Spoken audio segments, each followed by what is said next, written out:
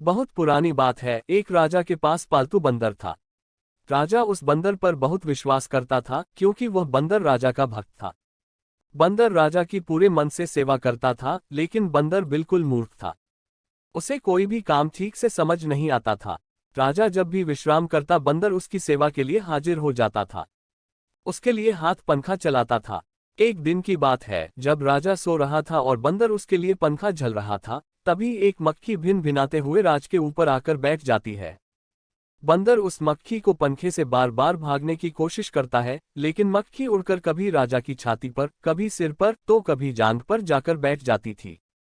मूर्ख बंदर काफी समय तक ऐसे ही मक्खी को भागने की कोशिश करता रहा, लेकिन मक्खी वहां से जाने का नाम ही नहीं ले रही थी। यह देखकर बंदर को क्रोध आ जाता है और वह पंखा छोड़कर तलवार निकाल लेता है। जब मक्खी राजा के माथे पर बैठती है तो बंदर तलवार लेकर राजा की छाती पर चढ़ जाता है। यह देखकर राजा काफी डर जाता है। फिर मक्खी माथे से उड़ जाती है तो बंदर उसे मारने के लिए हवा में तलवार चलता है।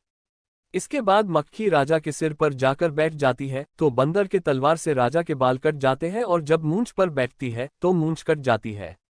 यह देख राजा कमरे से जान बचाकर भागता है और बंदर तलवार लेकर उसके पीछे भागता है।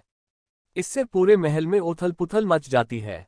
कहानी से सीख। इस कहानी से यह सीख मिलती है कि किसी मूर्ख को ऐसा काम न सौंपे जो बाद में आपके लिए ही खतरा। सब्सक्राइब करें, लाइक करें, शेयर करें ताकि हम आपको अच्छे से अच्छी कहानी सुना सके। शुक्रिया, धन्यवाद।